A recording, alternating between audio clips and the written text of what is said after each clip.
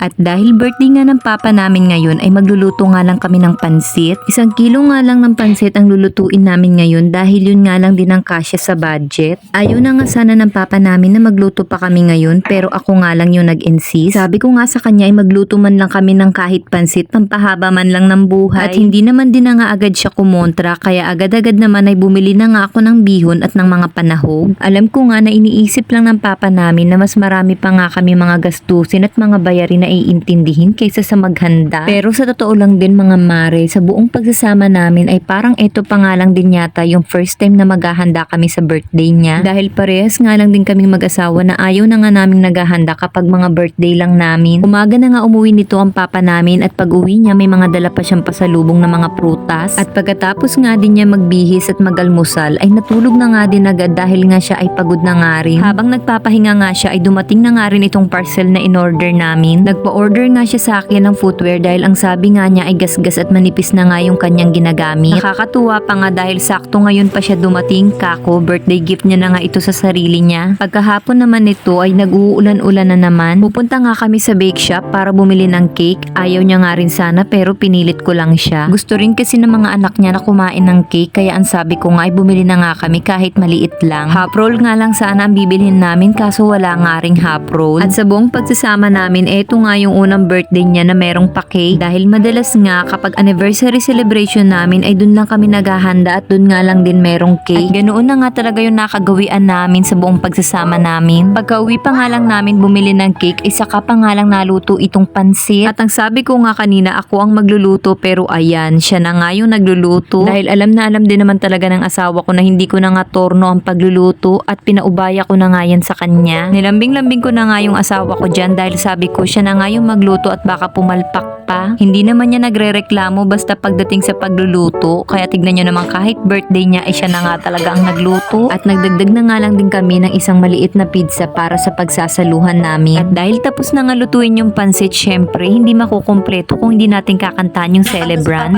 Happy birthday to you.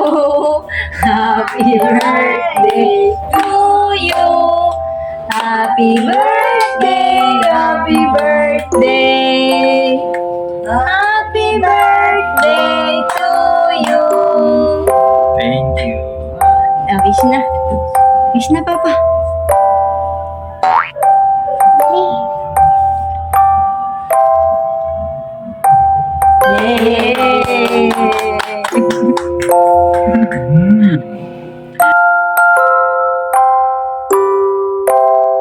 At syempre, yung pinakamasayang part ay yung kainan na. May handa man o wala ay talaga namang lubos naming ipinagpapasalamat ang araw na ito. Dahil higit sa lahat, pinagkalooban ng aming pamilya ng isang haligi ng tahanan na punong-puno ng pagmamahal. Dahil wala na nga din akong iba pang masasabi sa papa namin. Ang tanging wish ko nga lang para sa kanyang kaarawan ay sana palagi nga siyang gagabayan ni Lord. Ilayo sa lahat ng kapahamakan at biyayaan ng magandang kalusugan. At syempre, ang bigyan siya ng mahabang buhay kagaya nitong pansit, char. Ayan, at ang dami ko na ngang sinabi habang kumakain ako. In-enjoy ko na nga lang itong pizza na kinakain namin dahil parang ayaw nga ng mga anak ko. Palibhasa ngay may mga nakikita silang mga gulay kaya ayan at pinagpipilian nga nila. At palibhasa nanay nga tayo kaya ayan tayo na nga yung kakain ng mga gulay. At masaya kami na natapos ang araw na i-celebrate namin ang birthday ng aming papa. Kahit na ayaw niya, char.